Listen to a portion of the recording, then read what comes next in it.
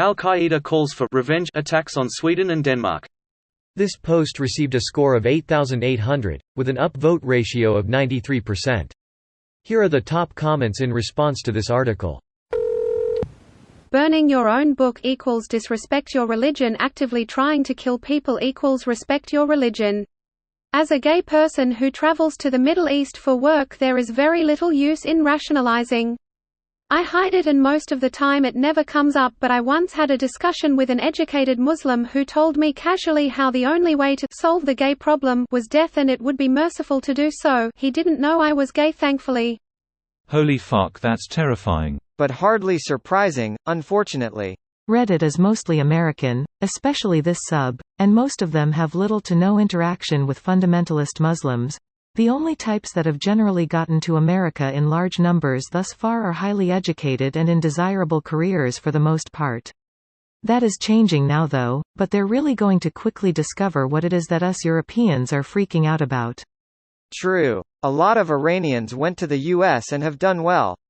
But they were fleeing the fundamentalist Muslims taking over their country, so they're a totally different breed than the ones we've been getting in Europe, unfortunately.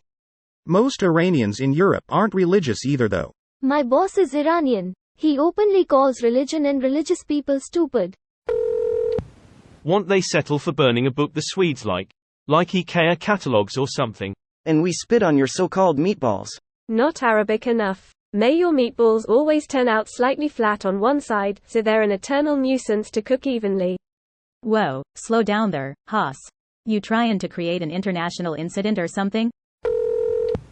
Yes, because murdering people that disagree with you is a very normal and rational way to gain respect and followers. That won't work on the religious. They'll think that Al-Qaida is defending their god from oppression. They'll gain even more followers. You'd think a god was powerful enough to defend itself. So either gods aren't that powerful, or they are just evil. If they exist. That's a mistake, pal. Nice name. But I just like to giggle at clear dissonance, like how they protect God who they believe is all-powerful. My favorite is the bit in the Old Testament where Yahweh failed to help the Israelites drive the Canaanites out of the promised land, because the Canaanites had chariots of iron. Remind me again what all-powerful means? You mean the story where General Barak was too chicken shit to listen to God's emissary and finally launch an attack against the Canaanites unless she went with him? The story seems more about how ineffective and sinful the Israelites were on their own. The story's reason for their 20 years of oppression was due to the Israelites' wrongdoing. The Israelites again did evil in the Lord's sight after Ehud's death. The Israelites cried out for help to the Lord, because Sisera had 900 chariots with iron-rimmed wheels, and he cruelly oppressed the Israelites for 20 years.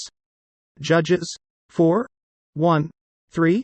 Edit for additional comments. Even if you think the Bible is just stories, your interpretation of this one is just off. This video was automatically created by Reddit to speech. The article and comments in this video were selected from Reddit according to their upvotes, and any paraphrasing was performed by smmry.com, without any human intervention.